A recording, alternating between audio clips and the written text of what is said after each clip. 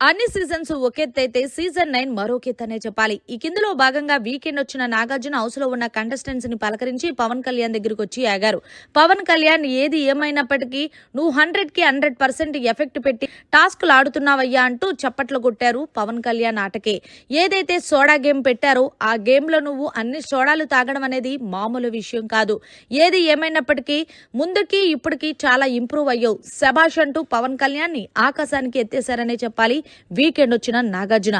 అలాగే మరి తనుజ విషయంలో ఎందుకు ఏడ్చావు అంటే నిజంగానే తనుజ కోసం ఏడ్చావా లేకపోతే కెప్టెన్ పోయావని ఏడ్చావా అంటే లేదు సార్ నేను కెప్టెన్సీ పోయిందని ఏడ్చాను అంటే మరి అలాంటప్పుడు నిఖిల్ నీకు వచ్చి నేను కావాలని తీయలేదు అంటూ చెప్తున్నప్పటికీ ఓకే బ్రో అంటూ నువ్వు చెప్పావు. కానీ మళ్ళీ తనుజ ఎప్పుడైతే కళ్ళు తిరిగి పడిందో అప్పుడు నువ్వు అంత ఎమోషన్స్ ఎందుకు అయిపోయావు అనేది నాకు తెలియాలి అంటే దానికి బదులుగా పవన్ కళ్యాణ్ మాట్లాడుతూ నాతో తిరిగిన అమ్మాయి, నాతో మాట్లాడే అమ్మాయి, హౌస్ లో ఇన్ని రోజులు ట్రావెల్ చేసిన అమ్మాయి సార్.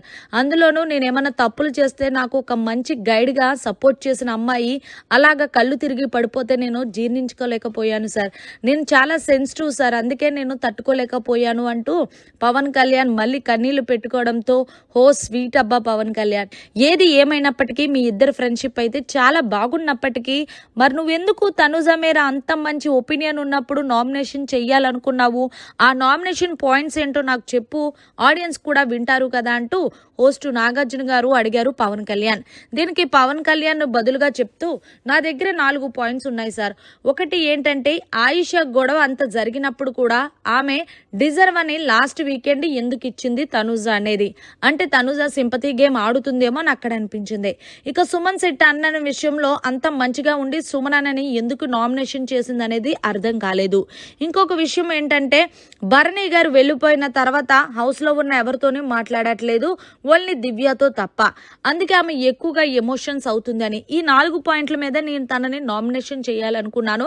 కానీ తనుజ కన్నా పోల్చుకుంటే సంజన గారికి ఎక్కువ ఉన్నాయి కాబట్టి సో సంజన గారిని నామినేషన్ చేశాను సార్. ఎందుకంటే ఆల్రెడీ తనుజ నామినేషన్ అయిపోయింది కాబట్టి నెక్స్ట్ వీక్ లో చూసుకుందామంటూ వదిలేసాను సార్. అంటే ఓహో అంటే నెక్స్ట్ వీక్ లో కూడా ఇది కంటిన్యూ ఎపిసోడ్ అవుతుంది మాట అంటూ నాగార్జున అడగగానే నవ్వాడు పవన్ కళ్యాణ్. ఏది ఏమైనప్పటికీ ఈ వారం ఏదైతే బీబీలో ఇచ్చిన దొంగల ఆటలో నిజంగా నీ గెటప్ కానీ నువ్వు చేసే కామెడీ టైమింగ్ కానీ నువ్వు రెడీ అయ్యే విధానం చాలా బాగుంది.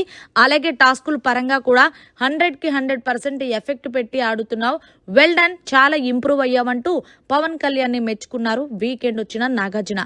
మరి మొత్తానికి వీకెండ్ వచ్చిన నాగార్జున పవన్ కళ్యాణ్ పై చేసిన మాటలు మీకు ఎలా అనిపించాయి అనేది కమెంట్ చేయండి. మరిన్ని లేటెస్ట్ లైవ్ అప్డేట్స్ కోసం చూస్తూనే ఉండండి మీడియా కార్నర్.